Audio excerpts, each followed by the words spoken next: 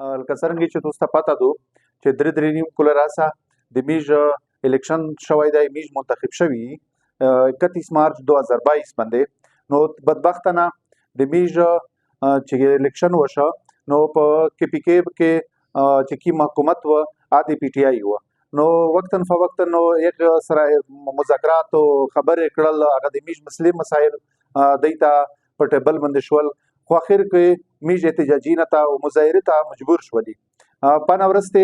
بیا نگران سیټ اپ روغی، نو نگران سیټ اپ چې روغی نگران سیټ اپ سره څه اختیارات او څه نوي چې میژ ته هغه مراد ملو شوي وای. ویس بیا په 2024 کې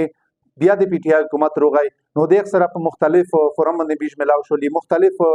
مسایل میژ عوامي او دلته چې بلدیاتی حکومتي نه تور پیښ دي، نو هغه ورسره کشش ولې نو پاغه کې ډېرې خبرې دی ولاته په ټیبل سره ومنلې، خو چونکې پاغه ودا باندې دی پیرا نشول،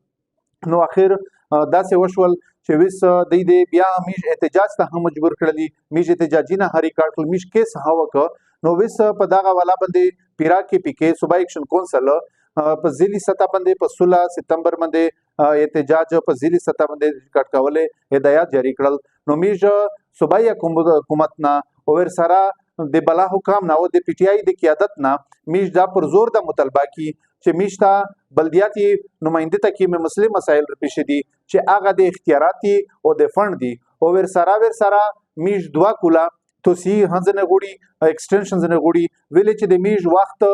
په نگران سیټ اپ دور کې هزایا شو، او ور سره د پی ټی آی چې کوم دوا حکومتي نه رغل په دغه کې د میژ ځای شول، میژ ته هیڅ مراد نشو ملاو او میژ ته د خدمات او د سیاست کړل هیڅ مواقع نشو ملاو. مهرباني شکریہ.